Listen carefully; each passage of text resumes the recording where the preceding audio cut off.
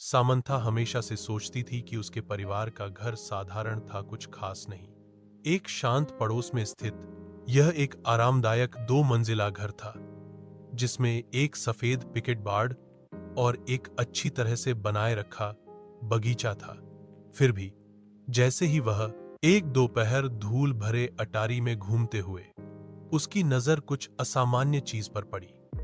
दूर कोने में भूली हुई पेटियों के ढेर के नीचे उसने फर्शबोर्ड के नीचे छिपा हुआ एक संकीर्ण ट्रैपडोर देखा।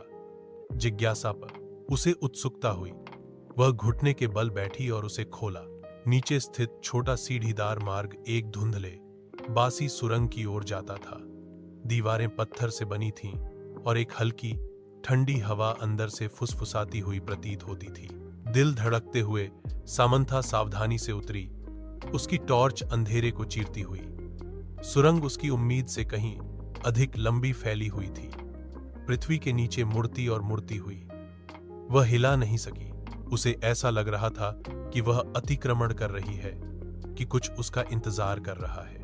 लगभग अनंत काल के बाद सुरंग आखिरकार एक छिपे हुए कमरे में खुल गई। दीवारें पुरानी किताबों की अलमारियों से भरी थीं, अजीब चमड़े से बंधे संस्करणों से भरा हुआ।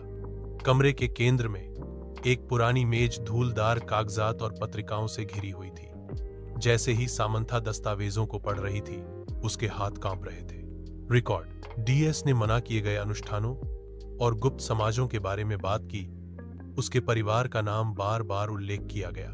जितना अधिक उसने पढ़ा, उतना ही अधिक उसे एहसास हुआ कि उसके परिवार का इतिहास गहरे रहस्यों से जुड़ा हुआ था। रहस्य टीएस दफन रहने के लिए था। उसने कुछ ऐसा उजागर किया था जिसे किसी को नहीं जानना चाहिए था, कुछ ऐसा जो पीढ़ियों से छिपा हुआ था। जैसे ही खोज का भार उस पर पड़ा, उसने सबसे धुंधली आवाज सुनी। उसके पीछे से आवाज आई, एक फुसफुसाहट, धीमी और ठंडी। वह अकेली नहीं थी।